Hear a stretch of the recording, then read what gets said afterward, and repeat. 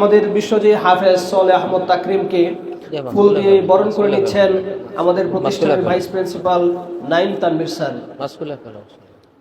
মারহাবা, সকলে পড়ি মারহাবা, সকলে পড়ি মারহাবা। এই মুহূর্তে আমাদেরকে তেলাওয়াত শোনাবেন সুমধুর কণ্ঠে বিশ্বজয়ী হাফেজে কোরআন সোহেল আহমদ তাকরিম। তেলাওয়াত শুনবো আমরা ইনশাআল্লাহ সোহেল আহমদ তাকরিমের কাছ থেকে ইনশাআল্লাহ।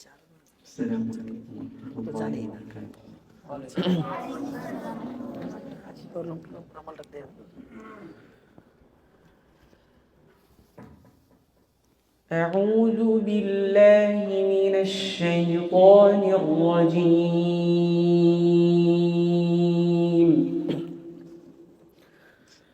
بسم الله الرحمن الرحيم.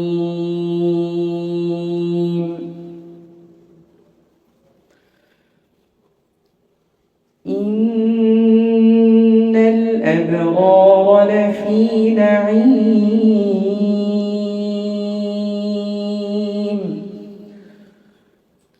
وإن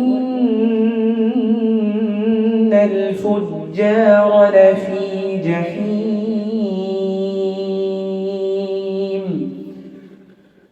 يصلونها يوم الدين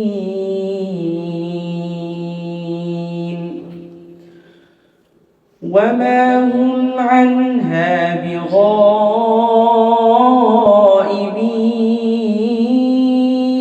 بغائبين وما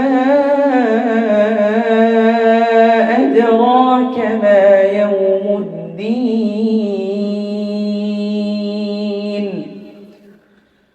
ثم ما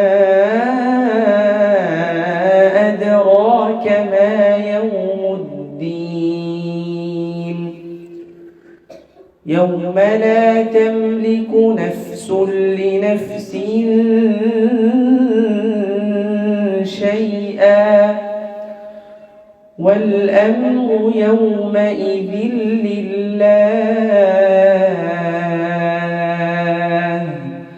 صدق الله العظيم.